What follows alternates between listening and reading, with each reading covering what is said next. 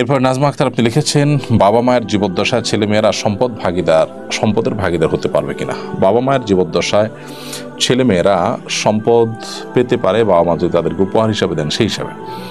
তবে কোরআন সুন্নাহ বর্ণিত হার অনুযায়ী ছেলেমেয়েরা যে সম্পদের ভাগ পাওয়ার কথা সেটা হলো বাবা মার মৃত্যুর পর, সেটা জীবদ্দশায় কখনো তারা নিতে পারেন না।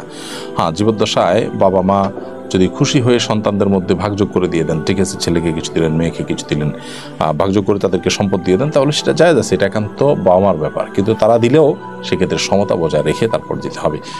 আর মৃত্যুর পর তারা সন্তানরা নিজেদের মধ্যে বাপ দাদার বাবা মা যিনি মারা যান তার সম্পদে অন্যদের যে অধিকার আছে সেটি তারা আদায় করবেন। তাহলে সেক্ষেত্রে জীবদ্দশাতে আপনি আপনার সন্তানকে গিফট দিতে পারবেন, সেক্ষেত্রে সমতা বজায় রাখতে হবে। আর সন্তান বাবা মার কাছ থেকে গিফট নিতে পারবেন, সেক্ষেত্রেও তার সমতা বজায় রাখা হচ্ছে কিনা খেয়াল রাখবেন।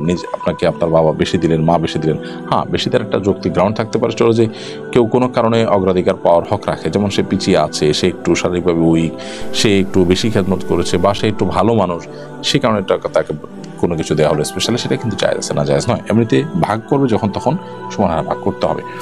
আর মৃত্যুর পর যে হারে ভাগ করা সেটা জীবদ্দশা করতে পারবে না, ওটা মৃত্যুর পরেই ওই হারে ভাগ করতে হবে। হিসাব আপনি ইউটিউব চ্যানেলে লিখেছেন